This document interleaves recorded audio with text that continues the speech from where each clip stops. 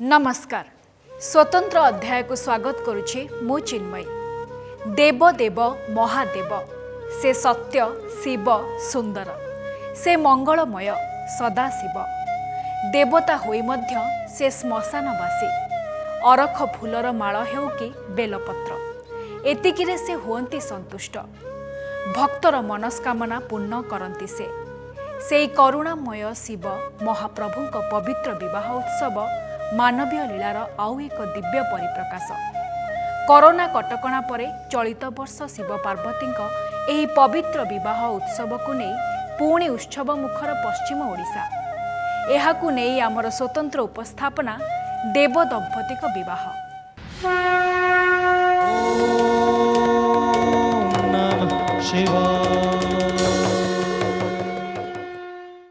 पुराण कहे तारकासुरर अत्याचार रे थरुथाए त्रिभुवन।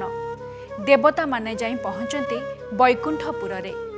वेदपति ब्रह्मा समस्त विषय जानी पारंती, मात्र शिव पार्वती औरसरु जन्मित संतान तारकासुर को बद्ध करिबो बोली कहिबा परे देवता माने आदि शक्ति माता पार्वती को तपस्या करती।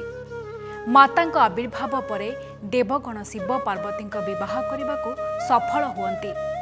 शेषरे तारकासुर वध समस्यार समाधान मिले। पुराणर एही कथा वस्तु को नहीं आज भी मर्त्यपुर रे अनुष्ठित हेउछि देव दंपतिक विवाह। आउ एथिपई बहु आगुरु चली थाए प्रस्तुति।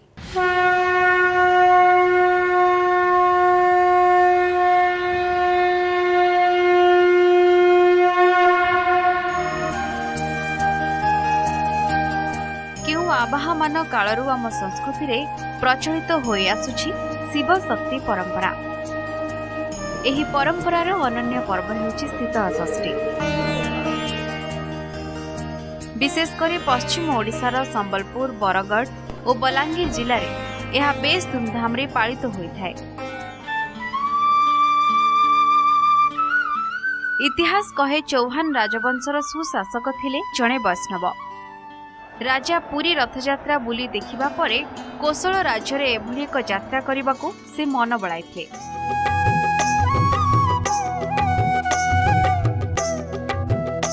जहा परवर्ती समय रे शीतल षष्ठी यात्रार रूप नैथिला बोली जणा जाय। सेबेठू आज जाय चली आसीछि एही यात्रा। संबलपुर राजा बलियार सिंह देव से 1678 मसीह पुरी को जगन्नाथ दर्शन पर जाइए एवं सेतेबेले तांकर बहुत सुनाम ही सारी था।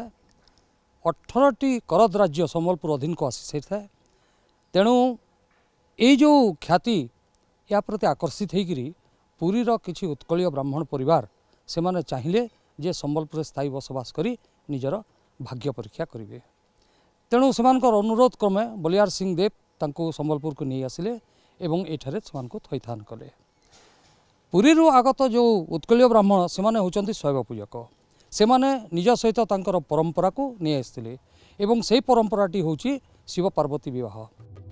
शिव और सतींक विवाह उत्सव को नहीं अनुष्ठित हुई शीतल षष्ठी।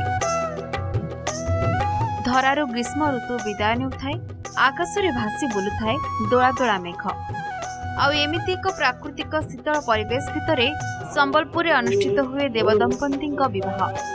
पारंपरिक रीतिनीति अनुसार ज्येष्ठ शुक्ल पंचमी रे एही शिव विवाह संपन्न होइथाय।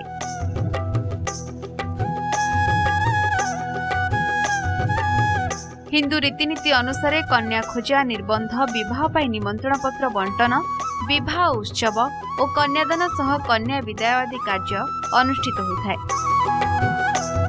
देव दंपतिंक ए विवाह उत्सव प्रक्रियार आरंभ होइथाय अक्षय तृतीयारु।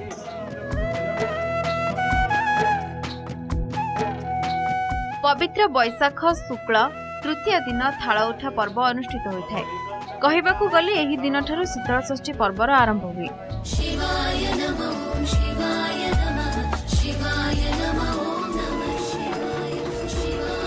थाल उठा पर्व दिन कन्या पक्ष निर्धारण करा जाए। देवी पार्वती पितामाता किए हेबे ताहा विधिबद्ध भावे स्थिर हुए। अन्यपक्षे एही दिन ठारू शीतल षष्ठी पर्व पाई मुरबी माने घर को घर बुली पांठी संग्रह करिथांती। माता पार्वतीଙ୍କ पितामाता कन्या को विवाह देवा पाई समस्त प्रकार आयोजन आरंभ कर दियंती।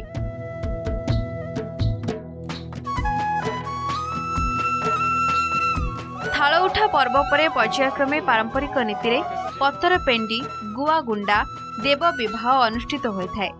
देव विवाह परे शीतल षष्ठी रे बरकन्या शिव पार्वती बाहुड़ा शोभायात्रा अत्यंत मनमुग्धकर होई उठे।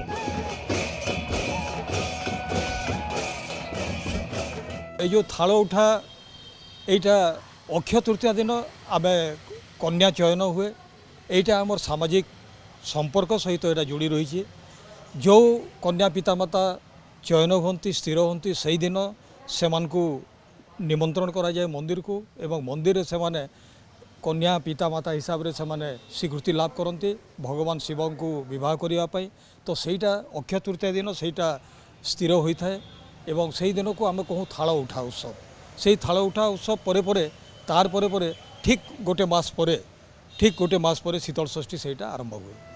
देवदेव महादेवଙ୍କ शुभ विवाह उत्सव एथिपाई बेस आनंद उत्साहर सह आरंभ होइताए प्रस्तुति पर्व। सबुठु बड़ दायित्व थाए कन्या पितामाताଙ୍କ कांधरे।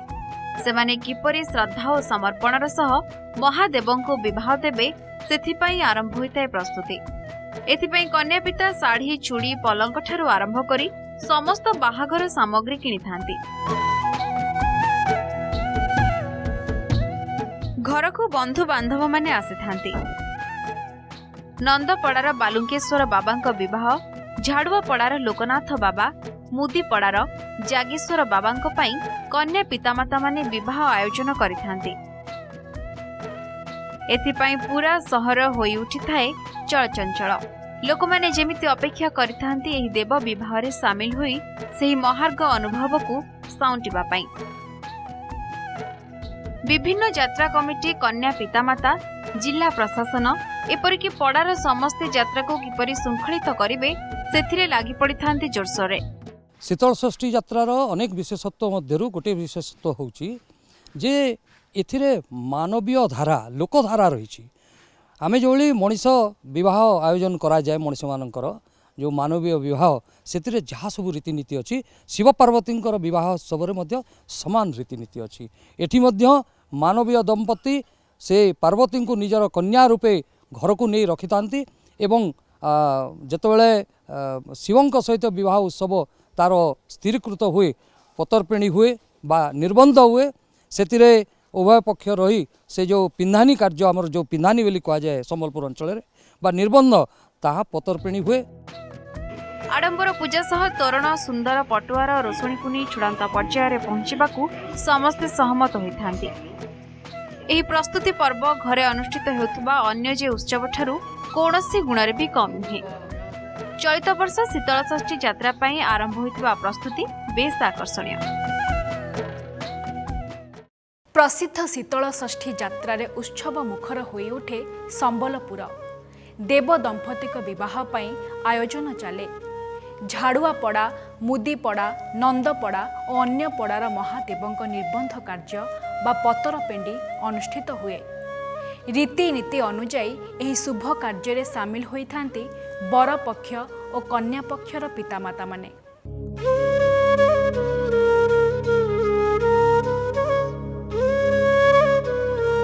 थाल उठा पर्व परे परवर्ती नीति होउछि पतरपेंडी।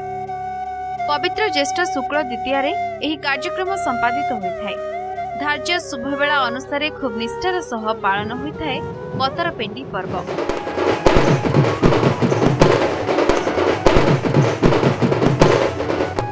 एही दिन झाड़ुआपड़ार लोकनाथ बाबांक मंदिररू बाहरी थाए शोभायात्रा। सेहीपरि विभिन्न शिवालयरू शोभायात्रा जाई पहुंची थाए कन्या पितामातांक घरे। पारंपरिक वाद्य दुलदुली शंख आदि उछुड़ी उठे सारा परिवेश। बर पितामाता कन्या पितामातांक घरे पहुंची कन्यार हाथ मागी थांती। परंपरा अनुसार झीवर पितामाता पुअर योग्यता उपरे प्रश्न उठाइबारु सांगरे आसीथिबा सप्तऋषि वेद पाठ करी पुअंक योग्यता संपर्क रे बुझाई थांती।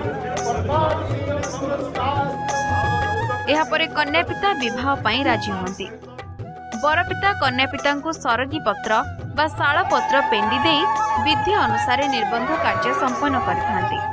ଏଇଟା ତ ଆମେ ଖୁସି ତ ବହୁତ ଖୁସି ଲାଗୁଛି। ସେ ଖୁସିକି ଆମେ ଆକ୍ଚୁଆଲି ମୁଇଁ କହି ନାଇଁ ପାରବାର, ମାନେ ସେଟା ମୋର ପରିଭାଷା ବାହାରି ହେଇଯାଉଛି। ଏଇଟା ମୁଁ ବହୁତ ଦିନରୁ ମୁଁ ଯେତେବେଳେ ପୋଲିସ ବିଭାଗରେ କାମ କରୁଥିଲି ସେତେବେଳେ ମୁଇଁ ଅନେକ ଥର ଆମର ଶିବ ପାର୍ବତୀଙ୍କର ଏଇ ଶୀତଳ ଷଷ୍ଠୀ ଡ୍ୟୁଟି କରିଛେ ଏବଂ ସ୍ପେସିଫିକ୍ ମୁଦିପଡ଼ାରେ ହିଁ ବହୁତ ଥର କରିଛେ।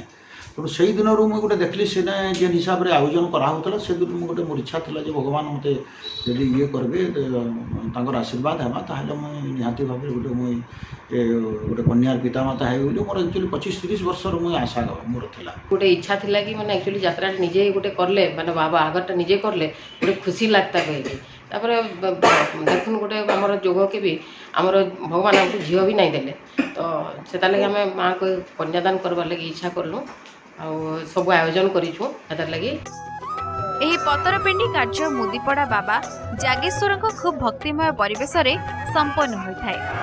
ପତ୍ରପେଣ୍ଡି ଦେଇ କନ୍ୟା ସ୍ଥିର ହେଉଥିବାରୁ ସେଥିପାଇଁ ଏହି ଉତ୍ସବର ନାମ ହୋଇଛି ପତରପେଣ୍ଡି।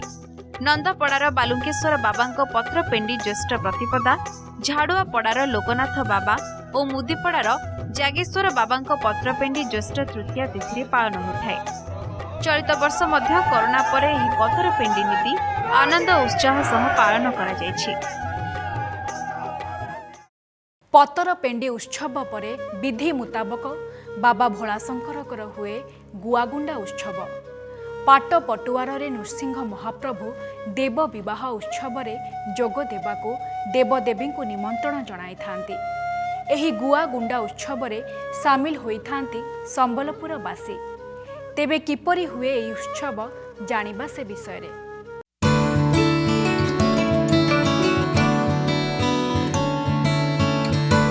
पतर पेंडी उत्सव पर देवदेव महादेवंक पालन होइथाए गुआगुंडा उत्सव। विधि मुताबक होइथाए बालुंकेश्वर बाबा और जोगेश्वर बाबांक देव निमंत्रण कार्यक्रम। एक वर्णाढ्य शोभायात्रा बालुंकेश्वरंक पक्षरु विभिन्न देवालय को नृसिंह महाप्रभु गुआ दे देवता मानक विवाह कार्य जोग देबा पाई निमंत्रण करिथांती।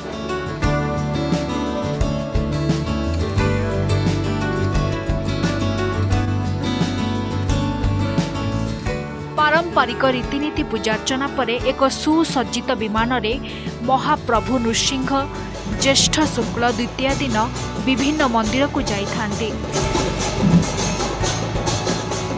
पुणी गुआ हलदी मिठा खजा दे देव निमंत्रण करिथांती। नंदपड़ारे एही नीति को नृसिंह नियुता कहिथांती। आमर सामाजिक जीवन में जेपरी आम विवाह उत्सव कले जेपरी आम आमर सगी संबंधी कहतु पाख पड़ोशी कहतु बा संपर्क कहतु से जमी आम आमंत्रण करूँ आम पुओ झी बह करने से हीपरी ये शिव बह भगवान शिव से आदेश करती जे जातु आपण मैंने एवं पार्श्व देवदेवी जिते अच्छा आमर ये संबलपुर सहर रे बा ये जो आमर मंदिर निकटस्थ अंचल से समस्त देवदेव को आमंत्रण करूँ से समस्त देवदेवी से आसबे एवं मो बह सामिल हे। तो विभिन्न मंदिर रे कौटी नृसिंह देव कौटी भगवान हनुमान एमाने जानती एवं न्यूता दियंती न्यूता देकी से देवदेव को आमंत्रण करती एवं विवाह उत्सव रे सामिल करने समस्त को आम न्यूता दियंती। सेहीपरि मुदिपड़ार जागेश्वर और झाड़ुआपड़ार लोकनाथ देवंक पक्षरु श्री हनुमान ज्येष्ठ शुक्ल चतुर्थी रे देवदेवी को गुआ दे निमंत्रण करिथांती। एही निमंत्रण पर्व को गुआगुंडा कहा जाइथाए। ढोल निशान तासा दुलदुली रे कंपी उठी थाए परिवेश। एही भव्य पटुआर रे संबलपुरवासी सामिल हेई निजको धन्य मने करिथांती। बेस पारंपरिक रीति रे शिव पार्वती विवाह हुए। भाव भक्ति रे उछुली उठे परिवेश। शिव ठाकुर को बरबेश देखि स्वागत करिथांती कन्या पितामाता। पार्वती सह शिवंक हाथगंठी पड़े। एहापरे कन्या माता घरु विदाय नियंती हर पार्वती। देव दंपतिक विवाह पूर्वरु गईंठाळ फिटा नीति संपन्न होइथाए। परंपरा अनुसार विवाह देव दंपतिकर गईंठाळ पड़िथाए। तेबे पूर्व वर्ष पड़िथिबा गईंठाळ को शीतल षष्ठी रे फिटाइबार रहिछि परंपरा। पूर्व वर्ष कन्यादान देइथिबा माता गईठाल फिटाइबा परे नुआकरी होइतिबा पार्वतींकर माता कन्या पार्वती को घर को नहीं जाती। स्त्री लोक माने जागेश्वर बाबा को हलदी मखेइबार परंपरा रही।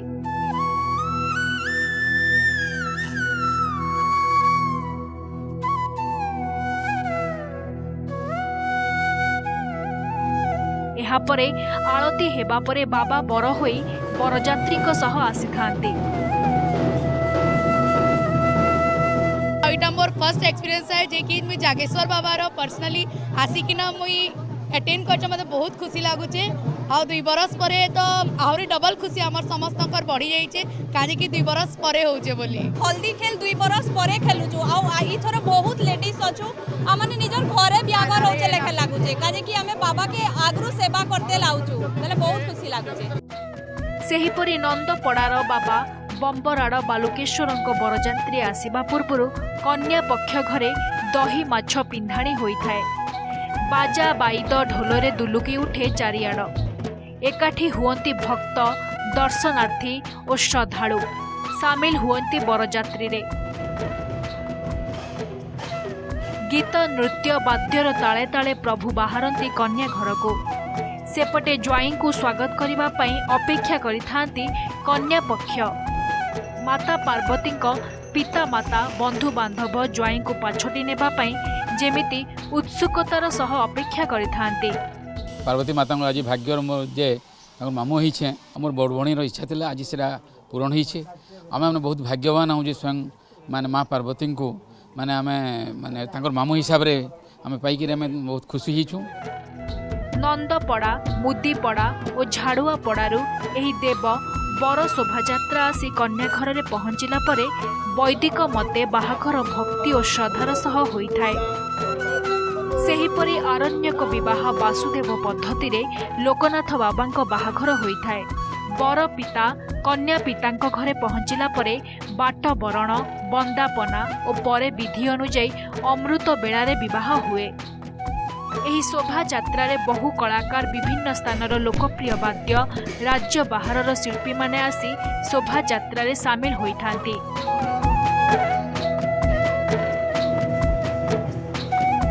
विवाह देखो आमर जो सामाजिक चलनी जमती ठीक से भली भाव में राजा आरंभ करते माने रीतिमत मंदिर रु भगवान शिव माने रथरे से बर बेश साजी से बाहरती बजा गजा एवं सांस्कृतिक दल सहित आपण आमर ऐतिहासिक तत्व कहे कीट पतंग जीव जंतु पशु पक्षी समस्ते ये जगह सामिल होते। किन्नर कहतु नर कहतु बानर कहतु समस्ते सामिल होते। तो आस्ते आस्ते ये जो विवाह शोभा यात्राटा ये मंदिर बाहरी माने जाई कन्या गृह से माने पहुँचती एवं से माने आमंत्रण करती बर पात्र को नहीं जेभली आमर बरकन्या आमर से विवाह अनुष्ठित करा जाए आमर सामाजिक चलनी रे ठीक से भली भाव में आमर यही शिव विवाह मध्य आमे यही कार्यक्रम आमे संपन्न करता। देव दंपति बाहागर शेष हेबा परे मंदिर को बाहुड़ी थांती जुगल मूर्ति देव दंपति। कन्या पार्वती को साधारण लोकाचार प्रथा अनुଯାयी विदाय दिया जाइथाए। देव दंपति आशीर्वाद दे शोभा यात्रा रे नगर परिक्रमा करते। वाद्य नृत्य रे दुलुकी उठे संबलपुर। एही पटुआर रे सामिल होइथांती हजार हजार संबलपुरवासी। विश्वास अछि शिव पार्वती को शीतल षष्ठी रे दर्शन कले पुण्यफल मिलिथाए। शिव पार्वती बाहाघर प्रसिद्ध शीतल षष्ठी यात्रा रे चलचंचल होइथाए संबलपुर। देव दंपति नगर परिक्रमा रे साधारण भक्त और श्रद्धालुंक सह अंशग्रहण करती किन्नर माने। तेबे काहेकि किन्नर माने विभिन्न स्थानरू आसी जोग देइथांती जानिबा से विषय रे।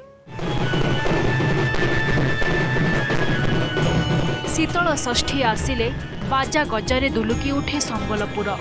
पटुआर शोभा यात्रा रे भिड़ जमे सामिल हुअंती साधारण लोके। किंतु एही भिड़ भितरे जहा समस्तक दृष्टि आकर्षण करे ताहा हेला किन्नर मानकर बहु संख्यार योगदान। विश्वास अछि शिव पार्वती को एही शुभ लग्न रे दर्शन कले किन्नर जन्मरू मुक्ति मिले। ଏହି ଭାବନାକୁ ଆଧାର କରି ସେମାନେ କାହିଁ କେତେ ଦୂର ଟାଣି ହୋଇ ଆସିଥାନ୍ତି।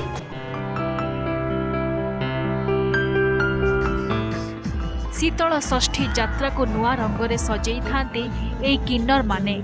ବୟସ୍କ ଯୁବକ କିନ୍ନରମାନେ ଏକାଠି ହୋଇ ସମ୍ପର୍କର ମହାମିଳନ ପର୍ବକୁ ଅଧିକ ମଜବୁତ କରିଥାନ୍ତି।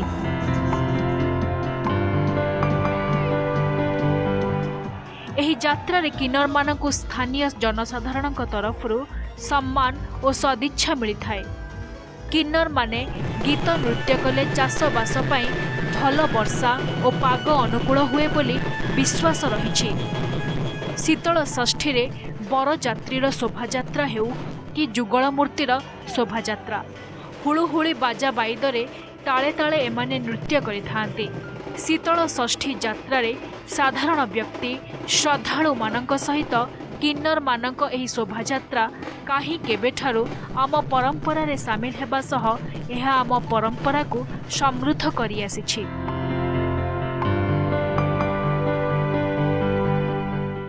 ନଗର ପରିକ୍ରମା ପରେ ଶିବ ପାର୍ବତୀଙ୍କ ହୁଏ ମନ୍ଦିର ପ୍ରବେଶ, ଆଉ ଏହାପରେ ଏଇଠି ଶେଷ ହୁଏ ଶୀତଳ ଷଷ୍ଠୀ ଯାତ୍ରା। ତେବେ ଯାତ୍ରା ସିନା ସରିଯାଏ, ହେଲେ ସମସ୍ତେ ପୁଣି ଅପେକ୍ଷା କରନ୍ତି ଆଉ ଏକ ଶୀତଳ ଷଷ୍ଠୀକୁ। ସ୍ୱତନ୍ତ୍ର ଅଧ୍ୟାୟକୁ ଏଇଠି ରଖୁଛୁ। ନମସ୍କାର। ଓମ୍ ନମଃ ଶିବାୟ।